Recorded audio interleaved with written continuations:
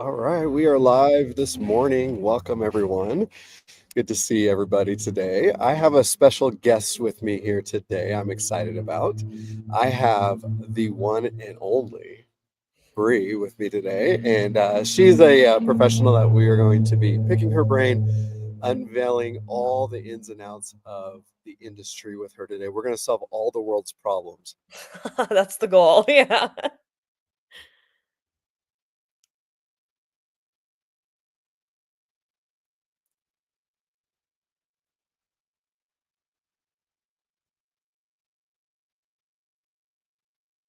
Oh, did you freeze or did I freeze?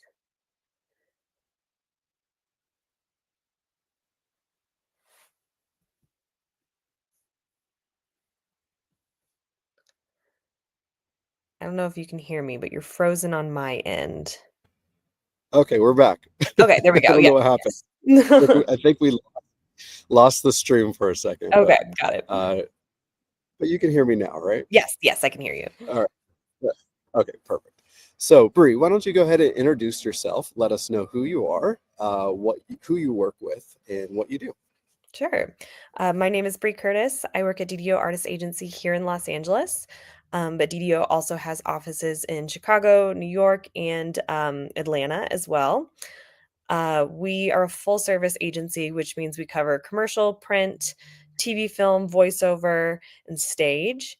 It's probably why we are so well known is because we're one of the only agencies that offers all those areas. Um, and I specifically work with youth and young adults with commercial and print. But how I got started in this industry, one of my very first jobs was being an intern for Bialy Thomas Casting, which is a big casting office in Los Angeles. They still work to this day. They're kind of known for gritty cable dramas. So at the time, when I was there, they were working on Breaking Bad and Walking Dead, Lie to Me, Pan Am, if anyone remembers that show. It only got 1 season, but it's what got Margot Robbie her start, which was really cool. Um, and so I was there with them that season, and it was so interesting, and they were one of the most well-respected, and still to this day, one of the most well-respected casting offices. But it was very freelance. I mean, they were working on so many shows. They had a couple indies, a couple movies, and they were still like, "What's our next project? What are we doing next? What are we doing next?" Because they don't get paid if they don't have another project lined up. So, and then as soon as a show is done and wrapped for that season, they're looking for another job.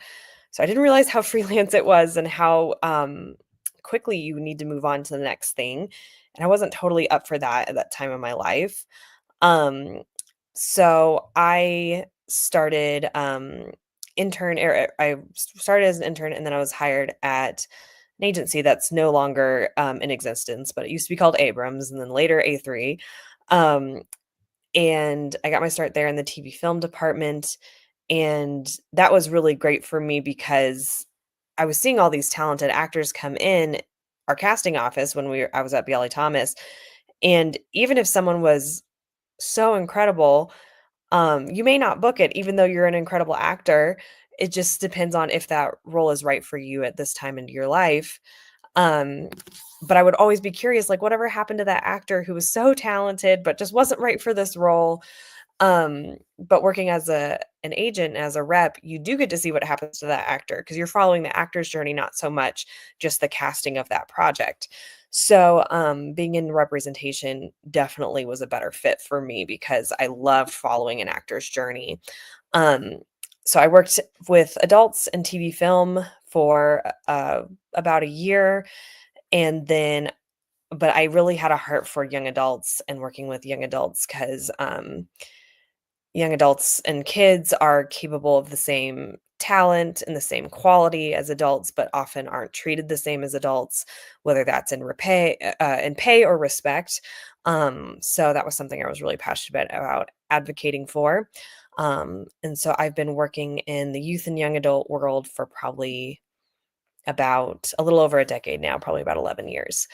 Um, and I'm at DDO working in the commercial and print department, but because I've worked in TV and film before. I also cover for the TV film department if they're ever out or sick or on maternity leave.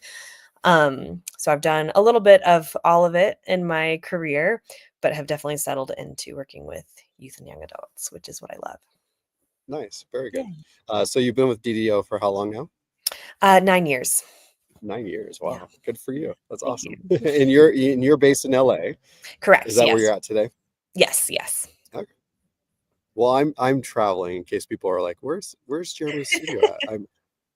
I'm actually in northern Arizona at the moment, so just out traveling right now and headed up north. But I'm excited to be here with you and talk a little bit about the industry. So you started off in casting, Hmm. and you said the freelance. So let's explain that to a little bit to those who don't know. Hmm. So with casting, basically they work from job to job. So they work these big projects, and then they're looking to try to get their next project to work on. Right. So like Correct. Breaking Bad, for example, like you said. Hmm. Now, with casting on that aspect of it, did you work directly? I know you said you were interning at the time. Did you work directly with the actual casting process? Like, were you actually involved in some of the sessions when they were meeting with these actors at the time? Yeah, so my role as an intern would be to field calls because casting offices get so many phone calls. And a lot of times so it was my job to field if it was an actor trying to desperately like Hail Mary and try to get themselves a time, if it was an agent trying to pitch, and if the associates or the casting directors wanted to take their pitch, or if it was like an executive from the studio who like they needed to talk to. So that was a big role of mine. And then when it came time for auditions, they would kind of do them in chunks, like a morning session and an afternoon session. Um, and we would kind of know like, okay, right now we're doing like Breaking Bad guest star roles for this next episode, which were wild to see because it was a lot of people. They were wild auditions. And I remember I was there for season 4, and it was like a kind of a like drugged out guy that they like in contact with, like they enter a house and he's kind of like freaking out a little bit. So the actors had to give themselves some time to get into that. So while they would do that, I would make sure that we had note of their name and their time slot and at what point we were starting the camera. So if we wanted to just watch this actor's audition, it would start at this time, and end at this time. So I was kind of in charge of the camera. Someone else was reading. Every once in a while I had to read, but it was pretty rare. Usually the associates like to read, and I would handle the camera and just kind of like the logistics of that. Um, and that was, gosh, what year was that? 2010 maybe. So a lot's changed since then. I know Right. that there's still offices that do in person, but nowadays after COVID, most of that stuff is self-tape. So I'm not even sure if they do have interns, it might be people who are like uploading the tapes that people are sending. But so much of what we did in the room where actors were coming in is now on self-tape, which is kind of cool because you can be anywhere in the world and send in a self-tape. Um, but yeah, that's kinda wild to think about. I guess I hadn't thought about that, how much it's changed since I've been an intern. So, Yeah, a lot um, has changed, right? I mean, yeah, in yeah, the industry.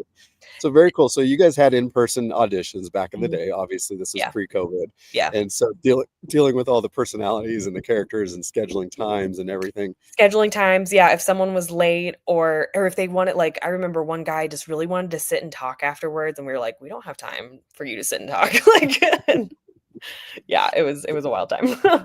Very cool. Well, I'm sure you'd met a lot of interesting people through that process. Yes, yes.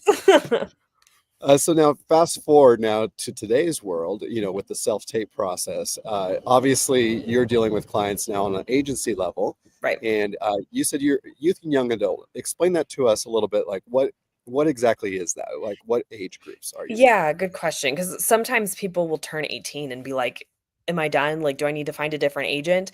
I think our oldest client is 35, but genuinely could play younger should it depend on the rest of the cast. Like, we always use kind of Riverdale as a good example. those kids playing high schoolers are mid to late 20s, like very easily. There's probably a couple in their 30s. So it really depends on what you can realistically portray versus your actual age.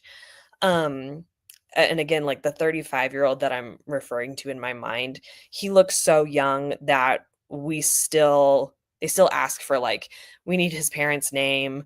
Can he drive himself to set? Like, he really does just look really young.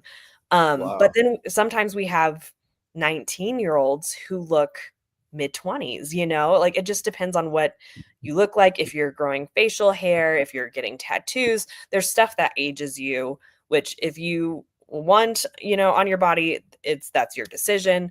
But if it's going to age you, then we don't want to be holding anyone back who really should be better catered to on an adult roster. So, and it changes every year, right? Like one year someone still looks young, and then, you know, they grow up and and we're like, all right, it's time for you to be with an adult roster.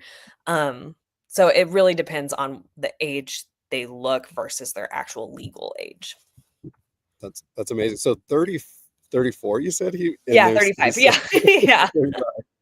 That's crazy. So Yeah. depending, you said, of course, depending on the role. So he Yeah. can obviously play older, but he can also kind of fit that younger, depending on what he's wearing and Right. Wearing a bit is a big part of it. How you carry yourself is a big part of it. You can act a little younger, you can act a little older. Um, so yeah, like having an age range of like 5 to 7 years. But in his case, like, I mean, he can play 20s, but he's legally 35, which is wild. Yeah.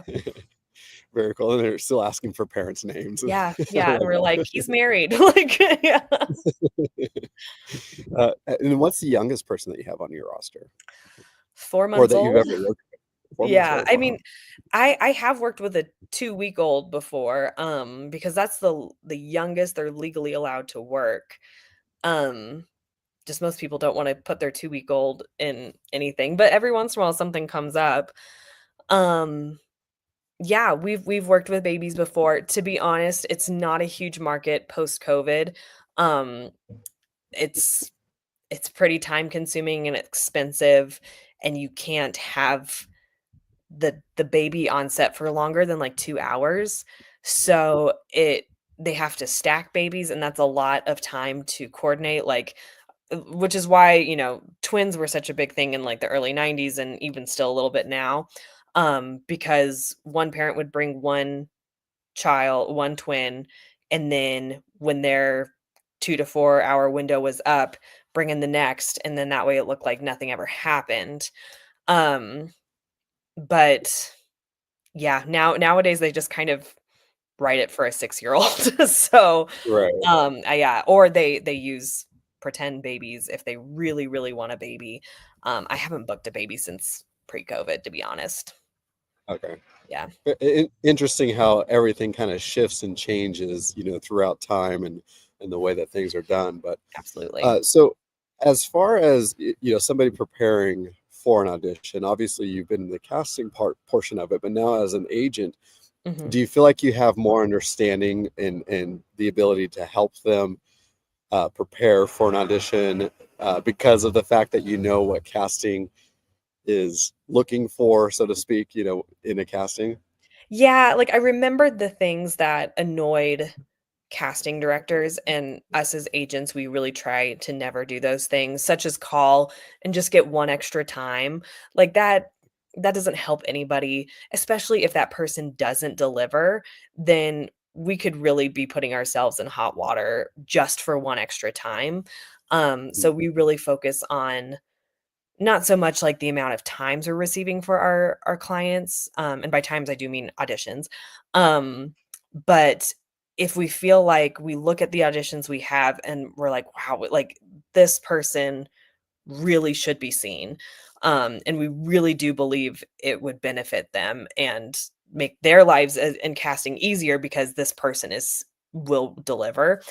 Um, so those are the times we pitch. We don't wanna pitch somebody who we're like, "Ah, they could show up and be disrespectful," and honestly, we don't even want those people on our roster, but, anyone who we're not gonna stick our neck out for, because a lot of times, like, people on the phone would just try to just get one more time, just get one more time, and there's no point to that if you don't really believe in this person.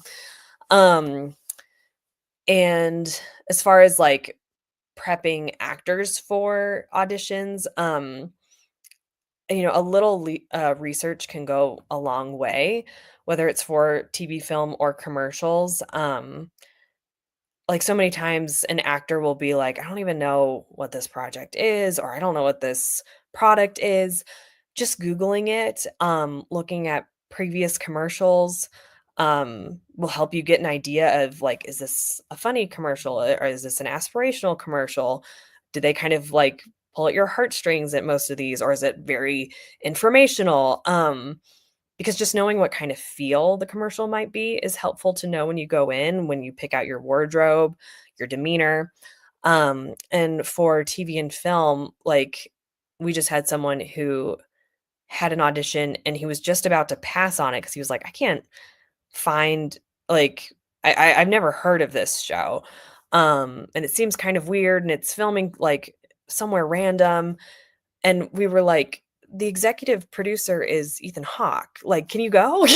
So it's just, like, small things that are like, "Oh, I missed that," or had I just Googled it or researched a little more, and that's the thing is, like, a simple Google search showed a whole Deadline article about it and how it's, they're really gearing up for this to be, a big show, I think on, like, Paramount or something, but just the words on a page in an audition looked a little like, "What is this weird show?" And we say that a lot too, like, you know, Stranger Things used to not be Stranger Things, like, it used to be 2 unknown brothers filming a weird alien show in Atlanta, and people passed on it, and I'm sure those people are kicking themselves, because it's one of the biggest shows of our generation, but it at one point started as something that no one heard of, and you can audition for something and think it's gonna be great and could be wrong. You could audition for something and think it's lame and could be wrong. But we try to tell people to come in with an open mind, do some research because you could find that, wow, this thing that, like, didn't make a lot of sense to me now makes sense to me. Um, and it really just doesn't hurt to give it a shot too, because a lot of times we would get things that are like, an age range, and they're like, "Ooh, I don't fall exactly within that age range." And we're like, "Still audition." So many times they think that this is their age range, but you come in and you're a little bit older or a little bit younger, and they're like, "Oh, interesting. I kind of like this feel of this character being a little older or a little younger." And then guess what? You're probably one of the only ones who auditioned that in that, age bracket.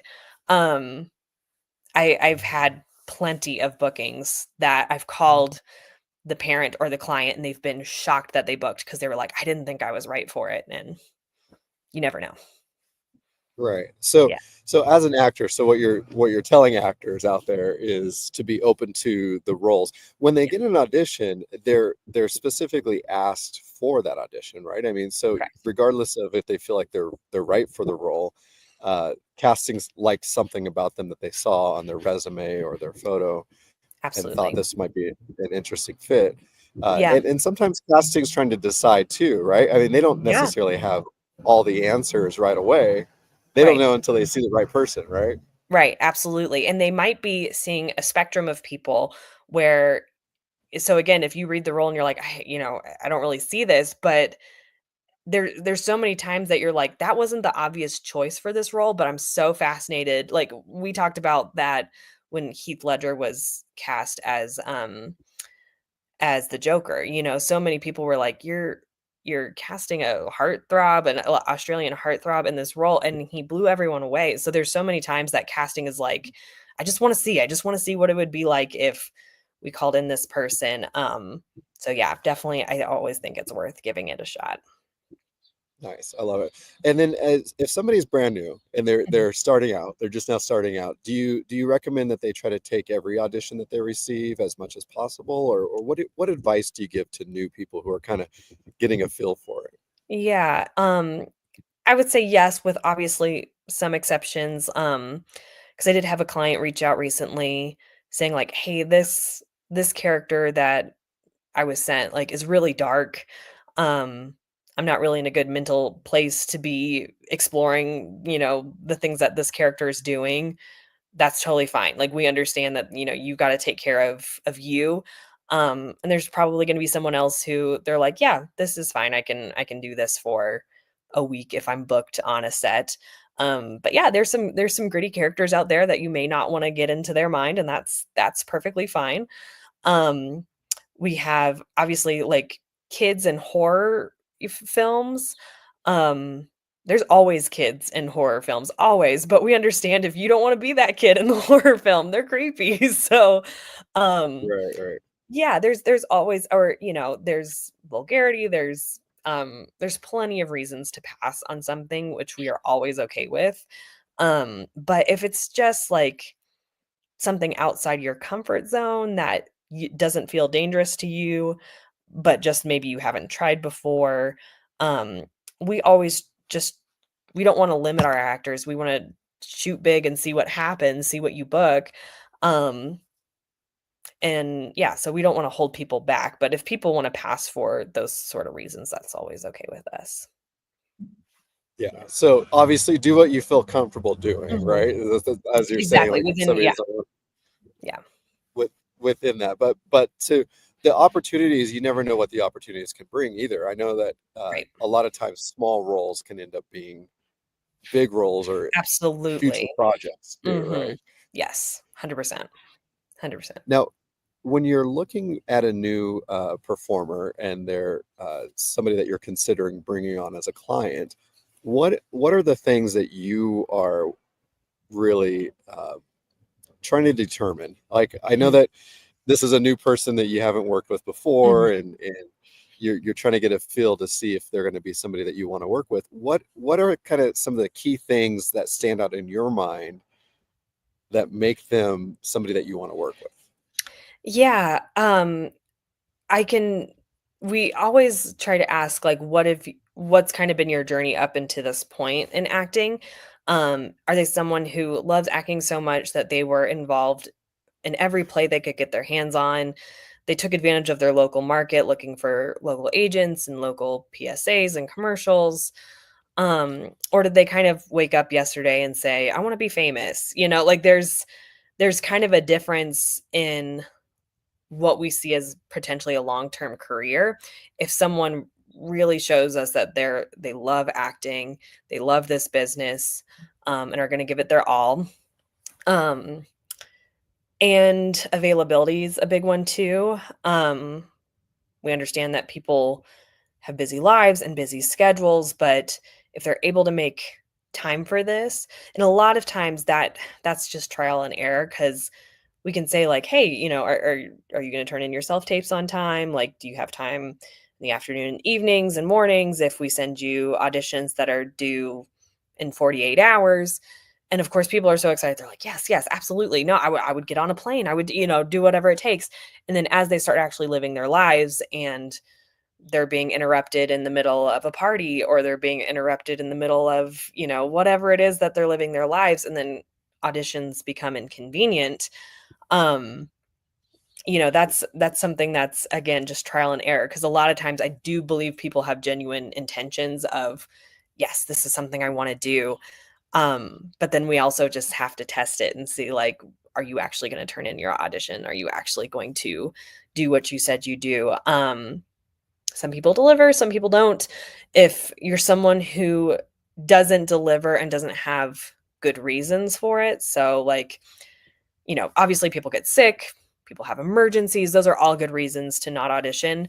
But if it's, oh, I had all week and I just didn't get it done, or things like that, where it's just like they didn't prioritize it, then that becomes obvious to us that it's not going to change. And we've given people second chances too, where they're like, I was in the middle of some family stuff. I was going through this, and even sometimes on the second chances, they don't do it again. So, yeah, but that's hard to test in an interview. But we hope that if we're figuring out if someone really loves this, um, that they will do what they said they would do and turn in auditions. Right. So the clients that you keep a long time, they're the ones who are actively turning in auditions on time and pursuing and you're not having to hunt them down for different. Exactly, not having to hunt them down. Yeah.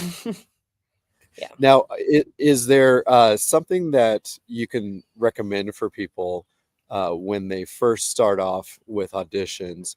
Are there some basic things that they can do to get more prepared for those auditions? Uh, Other than obviously you said the Googling Mhm. of what the Research. role might be or the product.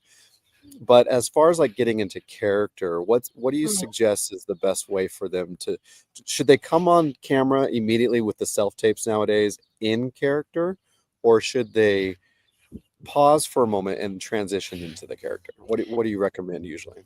Yeah, I think if you can to come into character right away, um, and then if you're someone who has an accent or you have to portray an accent, as annoying as it is to try to stay in whatever accent you're planning to audition in the whole time, it's something just kind of in the human condition that, like, if someone approaches me and talks in a British accent, and then they're like, "Okay, I'm gonna do my audition," and it's gonna be in an American accent, my brain can't help but try to find the British accent again, during their whole performance. Um, so it's an unnecessary distraction. Even if you're completely pulling off the American accent to a T, I might be trying to look for it in my head and not even be paying attention. So if you are foreign or if you have an accent of any sort, or you don't have an accent, but you have to portray an accent, try to do the accent the whole time. That's what I recommend. Um, and then, yeah, we talked about research. As far as getting into character, whenever I help someone get into characters or try to help them with this, like reading the script a couple times and then trying to figure out, like, I one of the methods I think works really well, and I'm not saying do an impression of somebody, but, like, if this person reminds you of somebody, whether you know them in real life or on TV, like, I read a script the other day, and the role felt very like young Andy Samberg, and that helped the actor so much because Andy Samberg's kind of like a pretty clear character, and obviously he plays lots of different characters, but he has, like, an overall goofiness, but still charming feel to him, and that really helped that actor be like, "Oh, yeah, like, I've seen Andy Samberg in SNL, like, I know this actor well, I can try to be like him for this audition because I think that's what they're looking for." But obviously, he's not doing an Andy Samberg impression, he's just using the parts of him that are like Andy Samberg, the endearing douchebag that's kind of all over the place, and once he did that, the character really made sense. Um, and, you could try it and it doesn't make sense, and then maybe you're missing the character a little bit. Um, and that actor was still very much him, but just like that helped him think about like a who this person is, what his background maybe was. Um, Also a big thing to do is if you get sides and the pages are numbered, sometimes they'll be, sometimes they won't, but that can also tell you where this script or section is in the overall story. And that can make a big difference too. If you know this character has kind of been sprinkled in throughout the whole movie or show, or perhaps is just in this scene. So your role is just to continue on this story. Thinking about things like that because every story has an arc of the beginning where you're learning everything, the middle where the conflict happens, and then the resolution at the end. So you can kind of get an idea too of what is this character helping in this story and how can I also make sure that I'm not stealing this scene because that's not what this character does. This character is helping move the story along, creating conflict for the lead role, creating help for the lead role, whatever it is. Yeah, yeah, things like that. So obviously there's a lot that goes into it, right? And Mhm. the question that people always are wondering is what is casting looking for, right? And that's, ultimately the job of the actor is to try to portray the Right. character as much as they possibly can. Now, if somebody's starting off new, Mhm. what are some ways that they can help learn how to develop these techniques? Like obviously you said local theater or something like Mhm. that, but let's say somebody's sitting in a smaller city somewhere Mhm. in the world, and they don't have access to a lot of things, but what can they do if they're really passionate about this industry? They really want to do it. I know that's the thing with me. I've traveled the world. I've been to almost every Mhm. state in the US, and I know that there's talent everywhere, right? Yeah, But yeah. what is a good way for them to really be seen and be able to develop to be able to be represented by somebody like you? Like, are there certain classes they should take, or what would you recommend? Yeah, I mean, that's another exciting thing in a post-COVID world is we've learned to adapt to these kind of showcases, these kind of Zooms. Um, this information can now be spread throughout the whole world, really, and not just in LA or New York. So yeah, if you can kind of look up like Zoom classes there's plenty of people in Hollywood or New York that teach classes now on Zoom. Um, and then, yeah, even if you're sitting in a small town, you probably are close to a major city, at least within like a 3-hour drive, I would hope, maybe not. But if there's some sort of major city around you, they likely do have some sort of small local market. Um, I was from Colorado growing up and was very passionate about this business. And I booked myself in 2 or 3, like, commercial campaigns just by, like, meeting the right people and auditioning and, like, getting so I know it's possible. Um, you just have Oh, I to lost you. Did I lose you? Oh, Oh, there you am go. I still here? Yeah, you're there. Okay. Okay. So you Um, booked. Sorry, we lost you a minute there. So you said you booked yourself in 3 campaigns. yes, yes, and these were very small campaigns. I made $500 on each of them, but hey, for a 15-year-old, like, that wasn't bad. So, um but yeah, like, and I didn't have an agent. There weren't any agents out in Colorado. There are now. There's a couple like small hubs, but like um just kind of looking up like local auditions in whatever city is closest to you. Um because a lot of people just assume it's not there, but it might be. Like again, I did not expect to book 3 commercials in Colorado, but I did.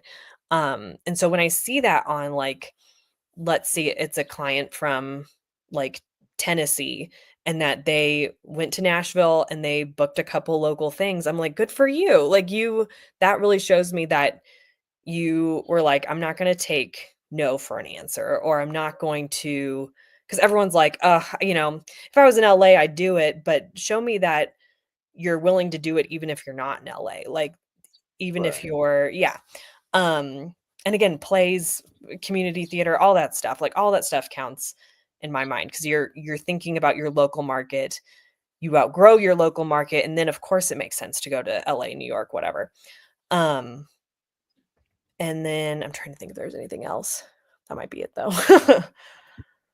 So you're saying get really good at your local market and really do all the research you can locally, and Mhm, then also look outside your local market, whether it be the next biggest city near you, mhm. could be an hour away or 2 hour drive, Yeah, and and then try also to. the Zoom, things like this, or specific acting coaches that teach on Zoom, those are all great resources as well.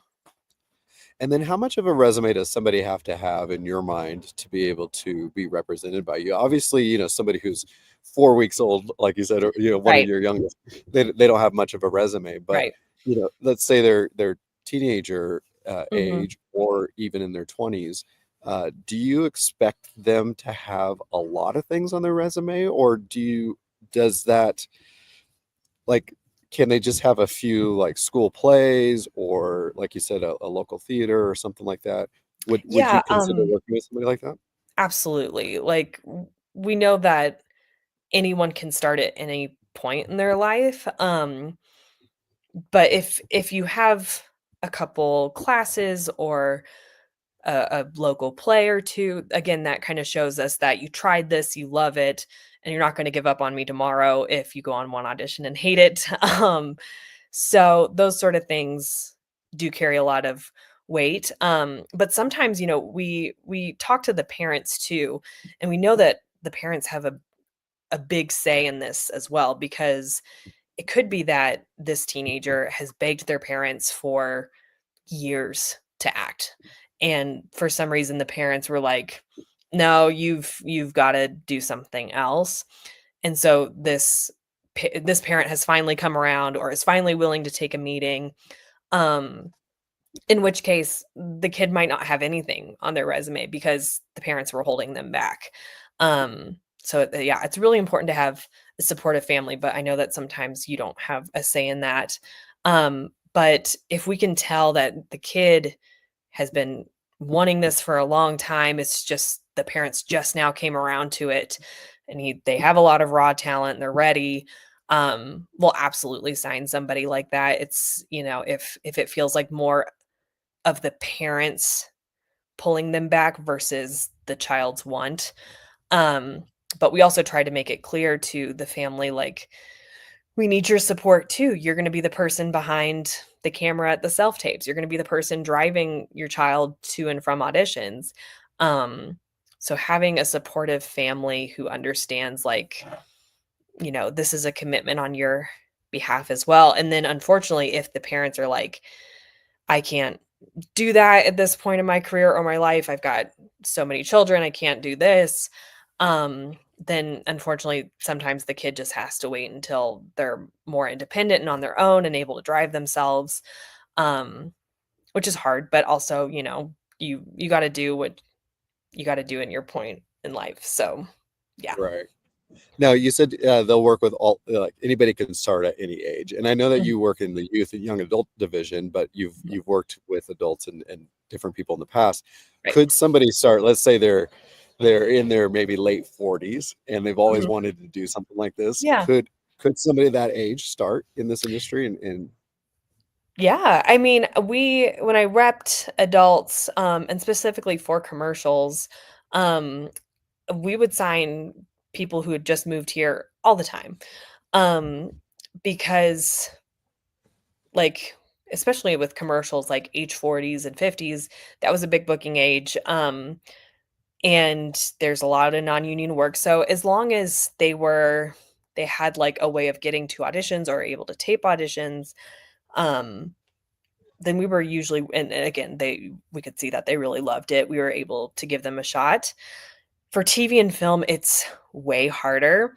But the good news is that if you're 40 and 50 and you're like, "You know what? I'm gonna move to LA and give this a shot," you can probably pretty quickly get a commercial agent if you're networking and taking a couple commercial classes and improv classes. That's a big one, improv classes. Um, you could probably land a commercial agent, and then you kind of never know what happens after that. We've had so many people start in commercials, like, I don't know if you guys know the, actor Justin Min, but he was someone who I repped, like, his first year out in Los Angeles. He was booking non-union and print roles, and now he's on The Umbrella Academy and, Beef, and yeah, he's killing it. Like, he did so well for himself, but also that took like 8 years. Um, but yeah, everyone starts somewhere non-union, and as long as you're willing to try it at 40 and 50, I mean, yeah, do it. It's possible. It's just it might be hard. So, it might be it might be a more difficult role, depending on, of course, where you're at in life yeah. and what you want to Yeah. do. But they do need actors of all ages, regardless. of who they Yep. are. Now, as I meet with people and I do sessions weekly, and the one thing that constantly comes up is improv. Can you talk about Yeah. that a little bit? I know everybody mentions that. Everybody says, "Oh, take improv classes," Yeah. but can you tell us why that's so important? Yeah, I think, improv's important because it helps you get out of your head a little bit. Like, I think when people think of acting, they're like, have my lines memorized, show up and, like, be prepared, which all those things are good. But, improv kind of helps if, like, a director's like, "No, no, no, this isn't working. What would you say? What would you say if this was just you talking to this person?" Um, and that can throw some people, probably me included, being like, but I memorized this and this is what I have prepared." Um, and yeah, so it kind of helps you get out of your own way. It helps you think creatively. Because I think too, a big misconception is that improv has to be funny. Um, I've seen serious improv and been like blown away. I've seen funny improv and been blown away. I've seen improv where the actors are up there just desperately trying to get us to laugh, and it's just so obvious, and they're not that's not, in my opinion, true improv because they're just like, "I need to make you laugh. I need to," like, whether that makes you uncomfortable or not. Um, and improv is I mean, we do improv every day, right? Like, we're making stuff up as we go. Um, and we're not really I mean, maybe a few of us who are anxious are, like, not reeling about it the rest of the day.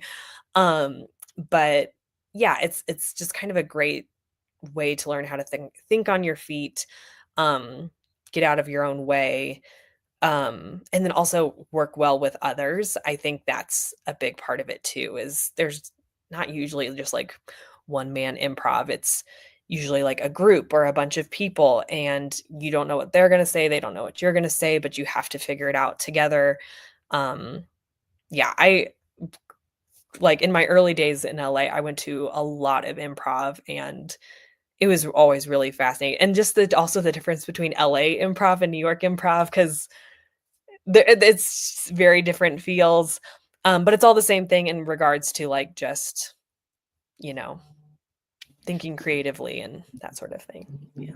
So it makes you think outside the box, right? And it keeps you on your toes, Mhm. and but it gives you those skills to really be able to listen and respond Mhm. that you would need while you're on set. I think that's an important Yeah. part of it too, right? Because Yeah. sometimes directors, you could be in your trailer. Let's say you're on a major Mhm. production, you have your own trailer. You could be there reading and memorizing your lines for the day, and then you go to set, and the director might change everything on you, Yeah. or Yeah.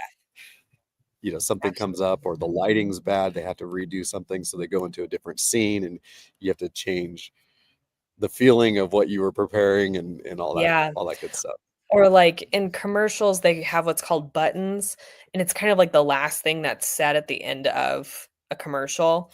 Um, and writers may have come up with a couple things, but sometimes the director's like, "Just say whatever comes out of your mouth," and if you're not good at getting out of your own way and being like, you might just freeze or say the Right. same thing over and over again, but just kinda letting yourself relax and being like, "I'm gonna say this, even if it makes 0 sense." Um, yeah, that all of that counts as improv. Nice. I love it. Now, does somebody have to now everybody talks a lot about in this industry about personality, right? And there's all these different personality types. But does somebody have to have a big personality to be able to book roles, or can they survive in this world as an actor without being that person that is constantly in everybody's, constantly trying to entertain everybody? Is that Yeah. something that you've seen? Yeah, I mean, we've had quiet people, introverts book, absolutely, and in fact, sometimes that can be like a nice change of pace for a set or for, a director. Um You should just be yourself, whatever your personality is, like, that you are the only you, and that always sounds cliche, but it's true, like, no one else is going to be able to do the performance, just like you shouldn't try to copy somebody else's performance. But yeah, we've had plenty of shy people, like, and I think, like,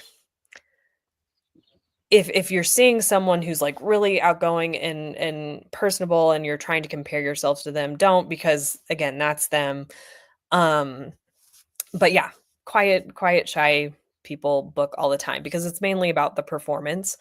I would say if, like, the personality types that have a difficult time booking would be, like, if you're rude or arrogant or, something like that, because they are thinking about, like, do I wanna be on set with this person for a couple months? Or if it's a TV show, potentially a couple years. So those kind of personalities are more of a red flag than quiet. Quiet might be great, like, if you can turn it on for a camera and then you go back and you read your books or you do, whatever it is that you do, that all of that is fine. You don't have to be this big bubbly entertainer. Um, but I do think that people do catch on to people who are being rude or arrogant or insincere. Like, those kind of things are more of a may not book it, um, if they can kind of suss that out in an audition. Right. The one thing that I've learned through the years of working in this industry is there's a lot of mystique around acting, right? The Mhm, people who are outside of the acting world, they look in and they think, "Oh, I want to be able to do that. How can I do that? What can I do to do that?" But it really comes down to I feel a few simple things. Really, even what we talked about today is being on time, being mhm, professional, showing up when you're supposed to, being prepared, doing your research.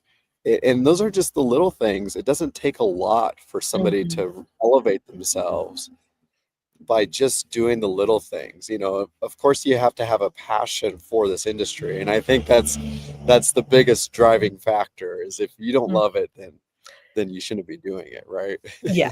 Yeah, I saw a great clip of Tom Hanks, when he said that he was asking the director, like, a lot of questions, like, "What should my character be doing? Where should he be?" And the director was like, he was like, "Everyone just stop." He said, "I want you to come on time with your lines memorized and having an idea." And he said that that changed his whole life and career because he was like, "Yeah, those 3 things." And honestly, even outside of acting, if you show up on time for a job, if you show up prepared for your job, and then with an idea, like, that is above and beyond. Like, I thinking about, like, coworkers, or if we were on a set or something like that, if anyone showed up with all 3 of those things, hands down would wanna work with them over and over and over again, because that's all you could ever want is someone who is respectful of time, which is so important, respectful of the materials of what's happening, and then comes with their own ideas thinking, like, I love this so much that I've thought about other things that could happen. Um, and I think that's just genius, 'cause it boils it down to just, like, the bones of it, right? Like, those 3 things can change, and did change Tom Hanks's life, which is pretty cool. Well, I love that, and honestly, it really is. It's so simple, but yet Mhm. those little things can set you so far above Yes. everyone else. Mhm. And the other thing that actors need to understand is when they audition, they're not going to get every audition because they Right. they might not be the right fit that casting's looking for. They might be just a little too tall, or Mhm. a little too good looking for the role that they're looking for, or Mhm. and those are the types of things that as an actor you can't control, Right. right? You can't control how tall you are or how good Right. looking you are. But if you show up on time and you're prepared each and every time, you're going to have a long, successful career because at some point in time, you're going to be the perfect fit Yes. and people are going to want to work with you. Absolutely. It, Absolutely. and it is a small world in itself where word spreads quickly. Yeah. Mhm. Yeah, If somebody's absolutely. really good and shows up and is really easy to work with, and it not only translates in their work, but it also, the word Yeah, it spreads. travels around. Yeah, so many casting directors are friends with one another. So many agents are friends with one another that, yeah, and if you're not those things, I think word spreads even faster. There's been times where like we've known about certain sets or certain actors, and it's quickly known that this person is not a pleasure to work with and to steer clear. Um, yeah, I feel like that spreads even faster. So it's that, which makes it even more important to be all those other good things. And so, yeah, word spreads. I love that. Yeah. Well, Bri, I appreciate your time with us today. It looks like we're running out of time here. I don't want to keep you on your Saturday. I know you probably have a lot going on, and I I know you're always working just like everybody else, right? Yeah. We don't have weekends. Yeah. Right.